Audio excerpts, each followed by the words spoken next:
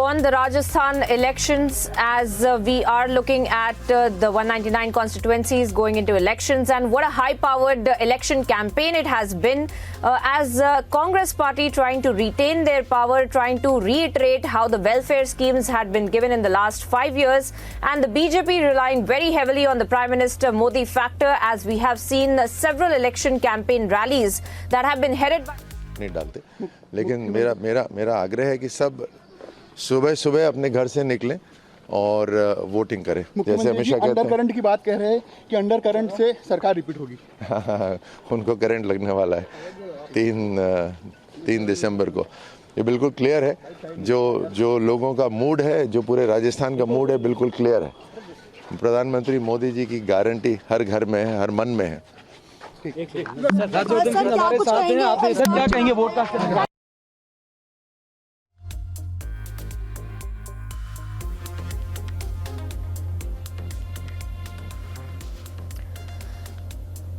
Well, viewers, Rajwardhan Singh Rathod there speaking right before the voting, as the voting in fact is underway, and as we were speaking about how the election campaigns. महिला सुरक्षा एक बड़ा मुद्दा माना गया है और हमने देखा है कि महिला सुरक्षा को लेकर प्रधानमंत्री ने भी बातें कही हैं। जी बिल्कुल, बहुत सारे मुद्दे हैं।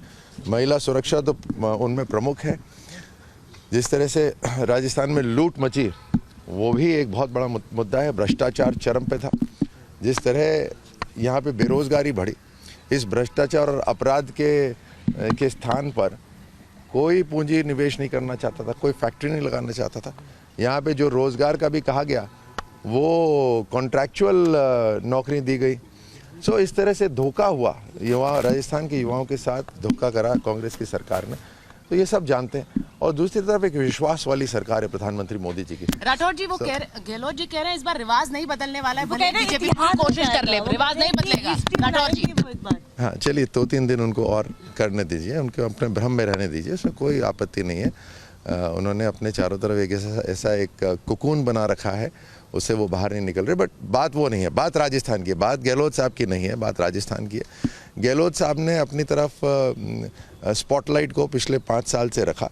वो और उनके डिप्टी चीफ मिनिस्टर, दोनों की लड़ाई की वजह से पूरा राजस्थान आज ये हालत हो गई कि युवाओं को नौकरी के लिए लाले पड़े हुए हैं, किसानों को एमएसपी के लिए, खाद के लिए, पानी के लिए लाले पड़े हुए हैं, महिलाएं अपनी सुरक्षा के लिए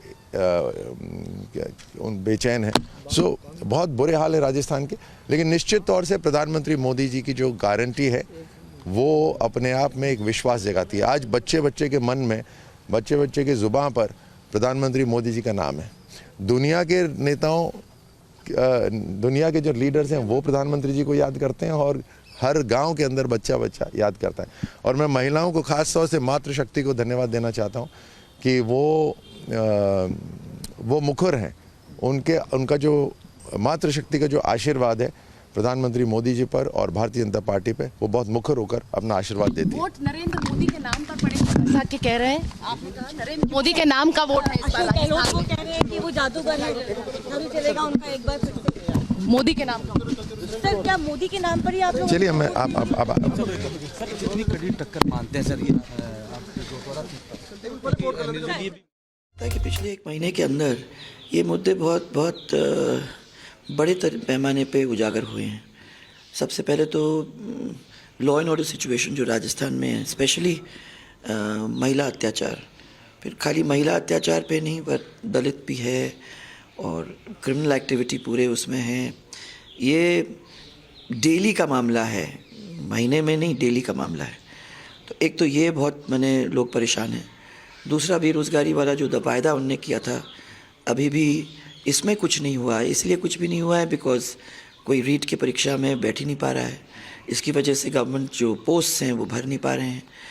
सम 19 बार तो आपके पेपर लीक हुए हैं।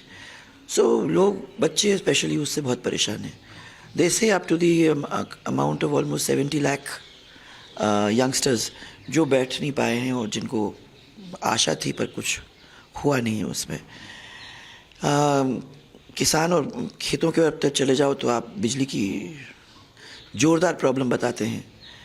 पानी की है, ऐसा क्या चीज़ है जिसके बारे में हम लोग सोचा करते थे, क्योंकि ये रोज़ अनाउंसमेंट्स कुछ ना कुछ करते थे, बहुत कुछ काम किया है, पर फील्ड में जाओ तो मालूम पड़ता है कि ये तो खाली अनाउंसमेंट्स ही थे।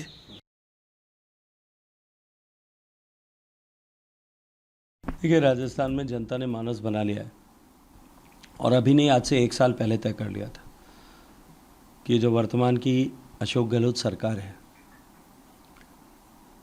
जिसने समाज के हर वर्ग और संवर्ग के साथ में धोखा किया है, 2018 में किए गए वादों में से किसी भी वादे को पूरा नहीं किया,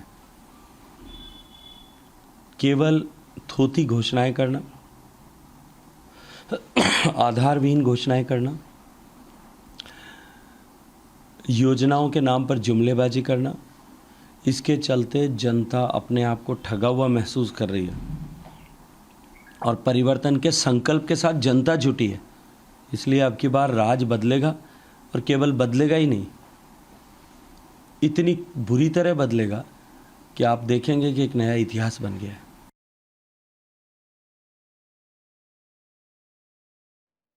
तो मुझे ऐसा लगता है कि जिले की 7 सीटें हैं जी और मेरे संसदीय क्षेत्र की टोटल 8 सीटें हैं। मुझे ऐसा लगता है कि सभी सीटों पर भाजपा जीत रही है, सभी सीटों पर। आपने बहुत मेहनत की है सर।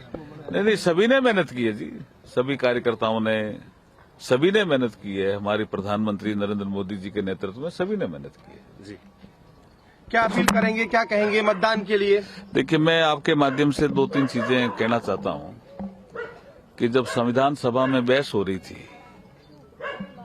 कि मताधिकार सबको दिया जाए या किसी को दिया जाए और ज्यादा गिन लिया जाए, तो उस समय बाबा साहब भीमराव अंबेडकर खड़े हुए और उन्होंने कहा संविधान सभा के सभी सदस्यों को कि हमारे बाद अफ्रीका और एशिया के बहुत से देश आजाद होने वाले हैं।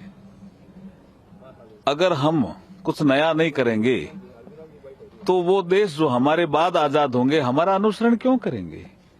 आप कहते हो कि अमेरिका में भी महिलाओं को मताधिकार लेट मिला, इंग्लैंड में भी लेट मिला। ठीक है, वो भूतकाल हो गया, आप दृष्टि भविष्य पे क्यों नहीं रख सकते हो? तो संविधान सभा के सभी सदस्य एकमत हुए बाबा साहब भीमराव अंबेडकर की इस बात से, और उन्होंने कहा एक वोट एक वैल्यू, वोट भी एक, उसकी वैल्यू भी एक, उसी से ही लोकतंत्र मजबूत होगा। और उन्होंने आगे ये भी कहा कि ये लोकतंत्र का पर्व है। आप अनपढ़ आदमियों को, गरीब आदमियों को, महिलाओं को, ग्रामीणों को मताधिकार दे करके तो देखो, आने वाले समय में जब लोकतंत्र का पर्व होगा, मताधिकार का दिवस होगा, तो ये लोग जैसे होली मनाते हैं, जैसे दिवाली मनाते हैं, ऐसे इस पर्व को मनाएंगे।